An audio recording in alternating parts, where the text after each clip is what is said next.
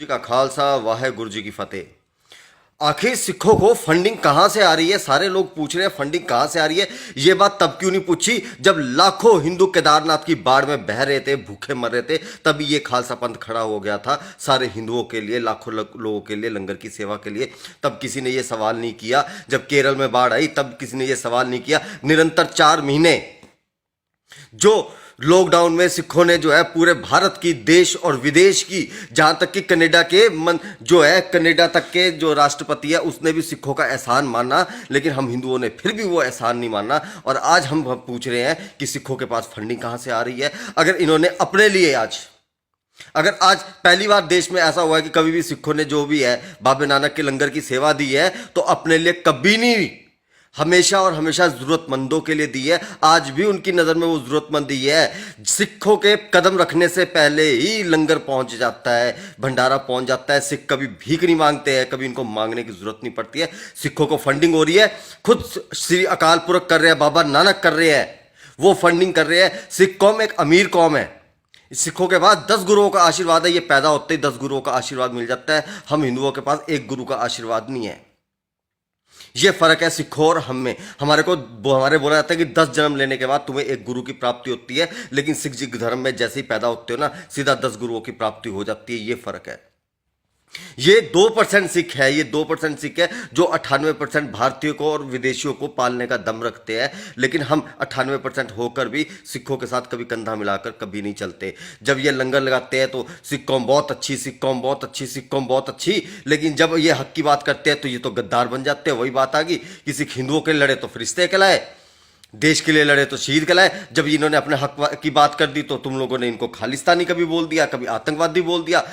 आज तुम बोलते हो हम देश बंद हो रहा है। 4 घंटे के लिए सिखों ने क्या बोल दिया पंजाब के लोगों ने कि देश को बंद करेंगे, तो तुम लोगों के जो है चिलूने लड़ने शुरू हो गए। लेकिन जब ये देश 6 महीने तक जो है मोदी ने लॉकडाउन करके रखा, बंद रखा, 3 लाख कंपनियां बंद हो गई, लाखों लोग जो है सड़कों पे आ गए, तब तुम लोगों की जीडीपी कौन सी हाई हो गई थी? कोई बताएगा मेरे को? ये दोगली जो तुम्हारी सोच है ना, इस सोच से मुझे बहुत चिढ़ है।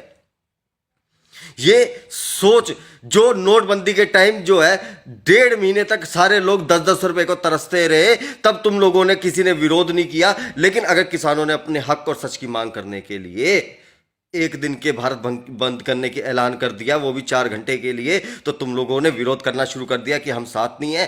क्या हमारा हिंदू धर्म ये है, हमारे सनातन धर्म ने ये सिखाया है? हमें तो श्रीमद् भागवत गीता में एक ही बात सिखाई थी कि अधर्म का साथ देने वाला भी अधर्मी होता है। तो एक बात बोलूंगा कि जाकर जो है ना, थोड़ा सा जाओ प्रसादा खाओ, बाबा नानक का प्रसादा है, वो प्रसादा खाओ, तुम लोगों की थोड़ी बुद्धि खुले, तुम लोगों को नजर आए।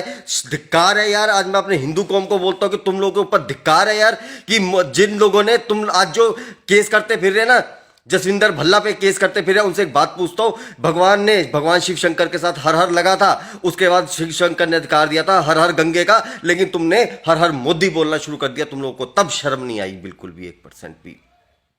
सिर्फ इनकी गलती यह है कि सिखों ने कभी लंगर की सेवाएं तो आज 550 साल से चल रही है बाबे नानक के लंगर की सेवा, लेकिन सिखों ने कभी डिंडोरा नहीं पिटा। इन्होंने बैनर नहीं लगाए। हमारे लगते हैं बैनर, जाल चले जाना, मंदिर के बाहर चले जाना, वहां पे बैनर लगता है कि अगले महीने 21 तारीख को 2 बजे से जो है 5 बजे तक का भंडारा चलेगा, विशाल भंडारा चलेगा, और 1 महीने पहले पर्चियां काटनी शुरू कर देते हैं। यहां पर जाओ, मंगल रात का जो है मंदिर, यहां पर मैं गया उस दिन, वहां पे क्या हो रहा है, कहते हैं कि जिन्होंने पर्ची कटाई है उनको सिर्फ एक एक पूड़ी मिलेगी। ये सच्ची बातें जाकर देखो, ये लंगरों के हाल है। ये चिंदी चोर की तरह एक तो हम लोग जो है सेवाएं करते हैं, उसमें भी 1-1 महीना पहले पर्चियां काटनी शुरू कर देते हैं। हमें अपने आप को सोचना चाहिए, ना कि हमें सिखों के ऊपर प्रश्न उठाना चाहिए। ये सेवाएं तो निरंतर चल रही है। आज तुम लोगों ने साबित कर दिया कि सिख अगर हमारे को बोलते हैं कि हम हिंदुओं से अलग नहीं है, जमीन और आसमान का फर्क है। क्यों? क्योंकि ये सेवा तो 500 साल से चलती आ रही है, लेकिन आज सिखों ने अपने साथ, तुमने देख लिया कि लाखों सिखों ने अपने लिए जो है थोड़ा सा जो है अपने सिख भाइयों के लिए, अगर हिंदू भी है, सिख भी है, राजस्थानी भी है, पूरे देश दिल्ली के लोग भी है, उनके लिए अगर कोई सेवा दे दी तो उसके लिए तुम लोग बोलते हो कि फंडिंग कहां से आ रही है। यह सवाल तुम्हें 550 साल से क्या लॉकडाउन के समय पूछना था, तुम लोगों ने पूछा। आज बोलते हो कि नहीं, ये इनका सेवा, इनको पाकिस्तान फंडिंग कर रहा है। सिख जो है ना, सिख अमीर कौम है, अमीर धरती के राजे हैं ये, समझे। सतयुग जो होता था ना, उसमें ऋषि मुनि होते थे जूड़े वाले, वही ऋषि मुनि है ये सारे सिख, जो जूड़े की प्रथा है इनकी। तो ये फालतू बकवासबाजी अपनी बंद रखो, ठीक है ना। और जो लोग सवाल कर रहे हैं 10 रुपए की, जिन लोगों ने मक्खी खरीद कर मार कर नहीं मारी होगी, वो लोग बोलते हैं कि आज सिखों ने जो है, कहां से इनके पास फंडिंग आ रही है, तुम्हारी औकात है पूछने की, मुकाबला है तुम्हारा।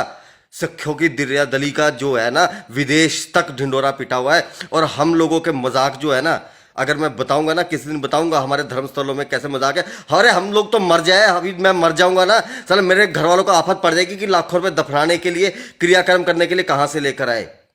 हमने जो अपने धर्म की लूट खसूट बनाई हुई है ना, बस फर्क ये है किसी की ईमानदारी से चले तो तुम्हें लग रहा है ये बाबे नानक का लंगर है, इस पे किंतु परंतु ना करो, तुम्हारे खुद के घरों के बर्तन खाली खड़कने शुरू हो जाएंगे, याद रखना। वाहे गुरु जी का खालसा, वाहे गुरु जी की फतेह, जय माता दी।